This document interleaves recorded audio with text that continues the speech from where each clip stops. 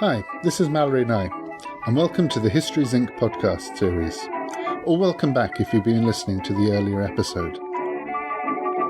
In this episode, HIP006, I'll be continuing where I left off from the previous one, which was HIP5, on a broad and sweeping discussion of interactions in the engagements between Europe and the Muslim world, and in particular the evolution and creation of the idea of Europe as a Christian land with Islam and Muslims on its edges.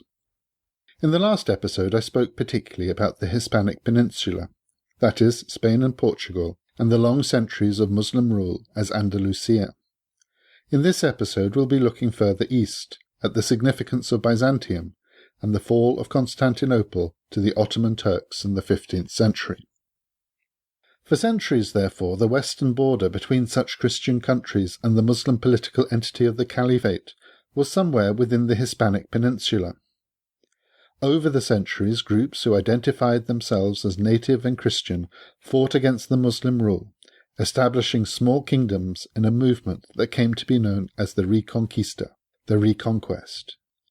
The last part of this happened in 1492, as I mentioned in an earlier episode, nearly 800 years after the First Umayyad army established itself in the region.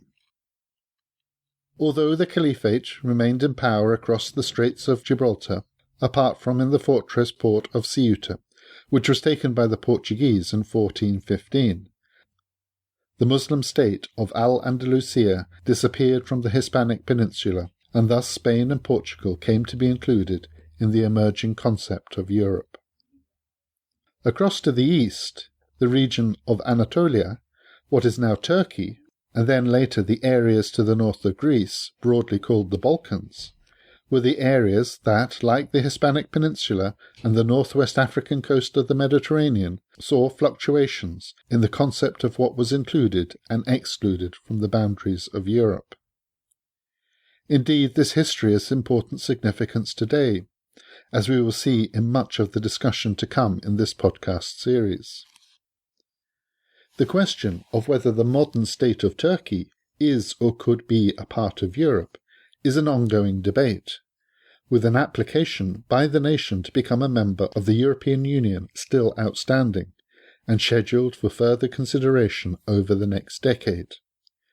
Turkey stands out here for different reasons, partly because it lies outside of the traditional geography of Europe, which has been marked by the waterways of the Dardanelles and the Bosphorus, the narrow straits that connect the Mediterranean to the Black Sea. Thus, geographically, Europe is viewed as all the lands north of the Mediterranean and west of the Black Sea. However, such a geography is itself the product of the social and political history of the region, which is tied to the issue of the borders between Muslim and Christian political entities. Anatolia was, as we have seen, for centuries a part of the Greek world. Indeed, it was the centre of the Greek-Byzantine world for more than 1,000 years. It is with considerable irony that the person who perhaps defined most clearly the continents of Europe, Asia, and Africa, the 5th century BCE Greek historian Herodotus, was himself from Anatolia, from the city that is now Bodrum in Turkey. In fact, the Arab Muslims of both the Umayyad and Abbasid Caliphates tried, on and off, to expand their territory through Anatolia to capture Constantinople. They failed to achieve the latter, although they kept up their conflicts with the Byzantines of Anatolia for centuries. Indeed, it has been argued by some recent scholars that the largely ongoing war between the Byzantine Christians and the Arab Muslims had an impact on the wider politics of the region or the continent. In particular, whereas previously the Byzantines had exerted influence and power within Western Europe, they eventually found during the 8th century that they could no longer afford to do so, as their resources were taken up with keeping the Arab Muslim Umayyads, and then the Abbasids, at bay. Of course, they had already lost the areas of North Africa, which, as I have mentioned already, was where much of their grain came from. In short, even though the Byzantines continued for many centuries to retain the Roman Empire in the east, and the continuation of particularly Greek influence in that region, the standoffs they faced with the Arab Empire on their eastern border from the late 7th century onwards led to the decline of the Byzantines' influence in the west of Europe. One particular outcome of this change was the rise of a group who had previously been seen as barbaric and beyond civilization, that is, the Franks, who, as we saw in the last episode, were establishing their dominance over the west of Europe, in conflict in particular with the Andalusian part of the wide-ranging Arab-Muslim Empire. Or to put this another way, Byzantine's declining influence in the west of Europe made an important contribution to the rise of the Franks and the establishment of the dynasty of Charlemagne, and the creation of the Holy Roman Empire. It was this polity that eventually took over the mantle of the Roman legacy from the Byzantines, and it was as a consequence of the changing borders of the continent. For the sake of brevity in these introductory episodes, I won't say very much here about the Crusades, of the many different interventions made in the name of Christianity by Western and Central European Christian powers in the Holy Land of the Levant, from the late 11th to the 15th centuries. The initial impetus for these large-scale campaigns came originally from a request made by the Byzantines for assistance, but they were also motivated by the somewhat late realization and politicization of the well-established Muslim political control of Jerusalem and its biblically charged environment. Indeed, by this time the threat to the Byzantines came from Seljuk Turkic Muslims rather than Arabs, who had risen to dominance in the region and during the 11th century took control of much of Anatolia and began to threaten Constantinople. In fact, these Turks didn't capture the ancient city for a few more centuries, which, during that time, largely saw a decline of the Byzantine Empire almost out of existence. Of course, the Crusades brought Catholic Christian powers in direct contact with the Eastern Mediterranean, initially in terms of invasion and conquest, and then through the ongoing development and finally the loss of colonies in Jerusalem and along the Levant coast, Tyre, Jaffa, Acre, Antioch, and so on.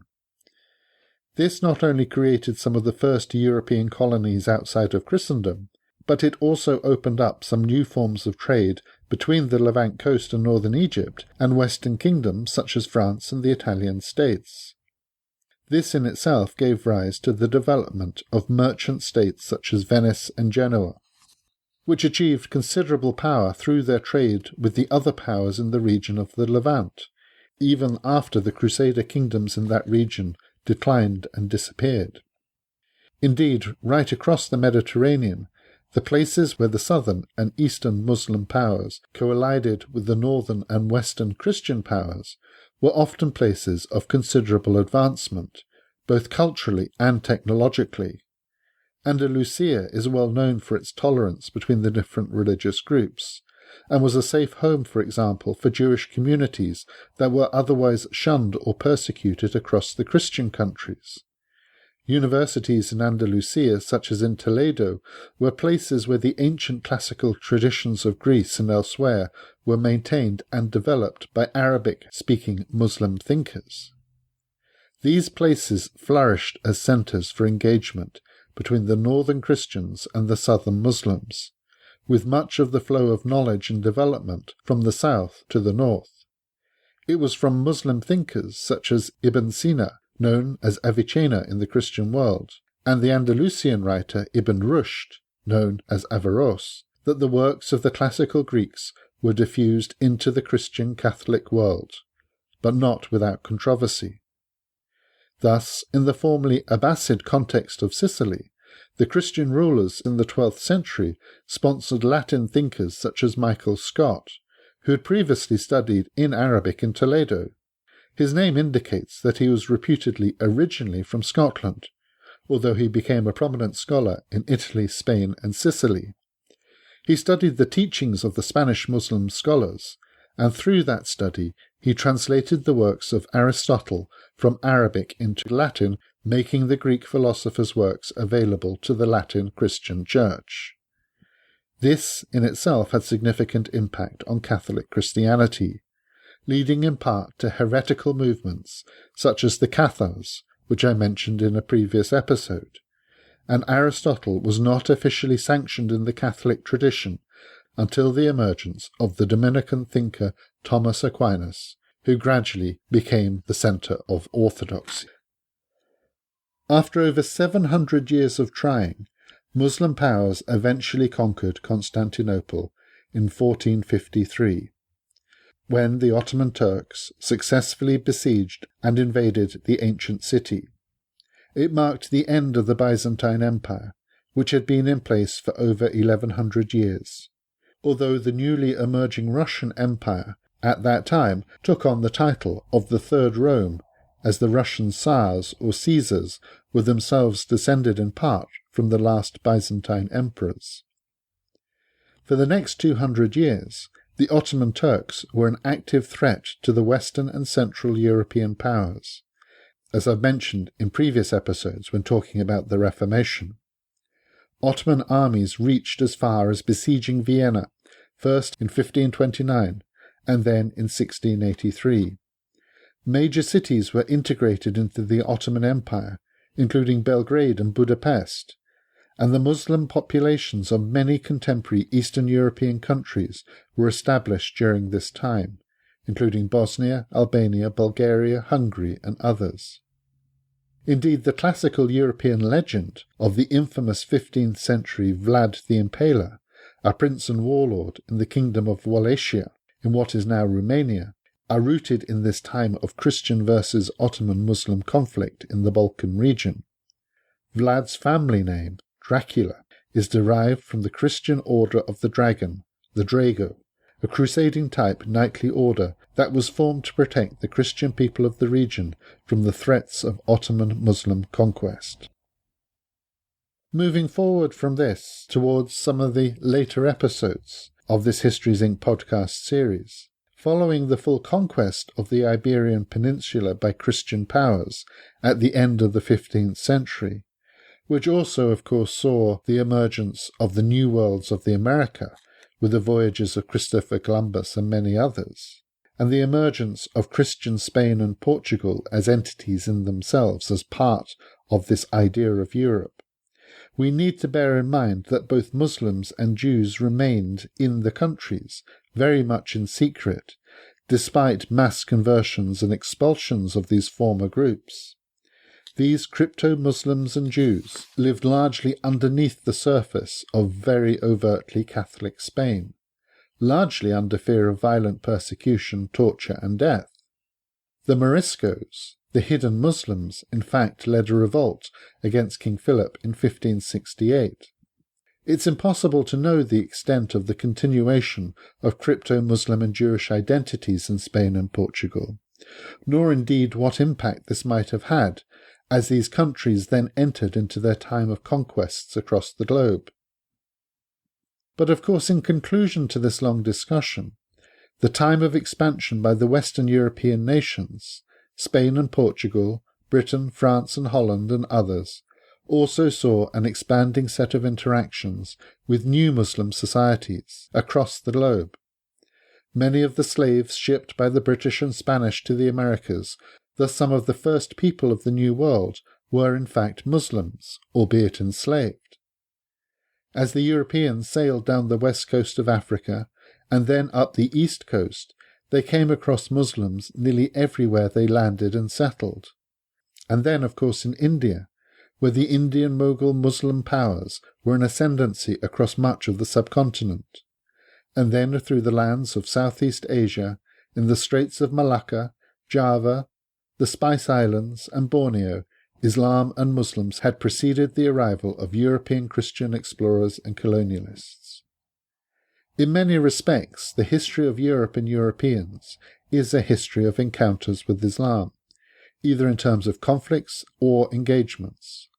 And throughout this long history, the basic issue of European identity, the idea of Europe and being European, has been thought through in terms of Islam on the periphery, as the other to the European South, In many respects, as we will explore in later episodes, we have come a long way through European history and are still where we have always been.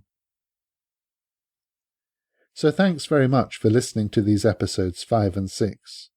And in fact, if you've not yet listened to episode 6, that's HIP006, then just tune in now to catch up on the discussion that you've missed. And if you'd like any further information on this Histories Inc. podcast series, then do have a look at my website, mallorynye.com/histories-inc, for a list of all the episodes.